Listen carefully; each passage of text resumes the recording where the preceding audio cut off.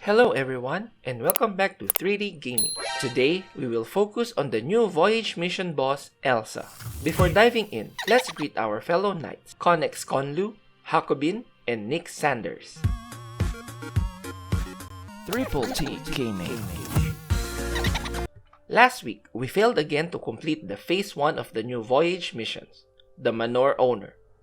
This introduced the new Manor system in the New World, which added depth within the Knights of Ages game mechanics. Only 41% progress was made for the item donation stage. This time, for the Phase 2, we will be facing the Rebel Knight ELSA, a strong command knight boss stationed in the Mountain Islands. Completing 3 New World quests and beating Elsa 3 times will give each player daily rewards. This includes the normal silver, gold, Queen's Order, scribble, and a blue random rune, plus 600 house turret reputation.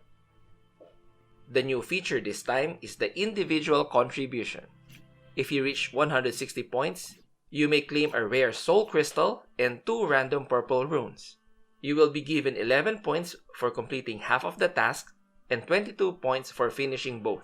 So you can accumulate all 160 points within 8 days. For server accumulation, the rewards for reaching 100% completion are 100 crystals, 10 scribbles, a purple rune, and 6,000 turret reputation. The reward seems fair as this boss is really easy to beat. I encourage everyone to use all 3 tries since Elsa is quite generous in dropping useful purple runes. When fighting Elsa in the easy and common difficulty, it will be a pretty straightforward fight. Just have to clear the mobs with an AoE, and she will be very susceptible to any physical damage from a carry. And for the difficult mode, your typical fortress team should be enough to do the job.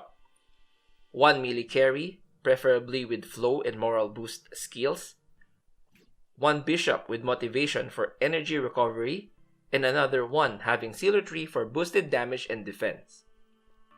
2 bards, both equipped with Eagle Ode skills for double turns, and 1 archdruid for AoE damage, or 1 will to slaughter to clear the mobs.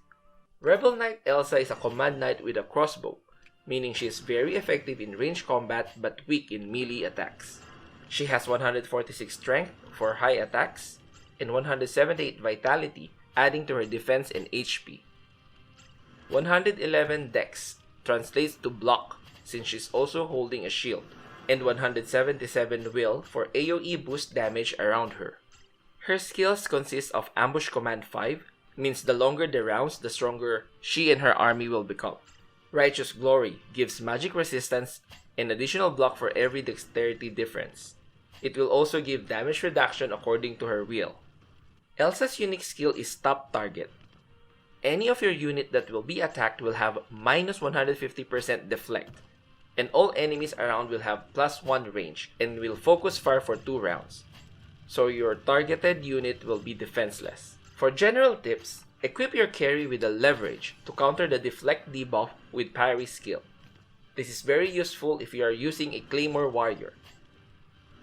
If you're using an archdruid, avoid equipping the footgear with shelter rune, as this will disrupt the cluster of enemies.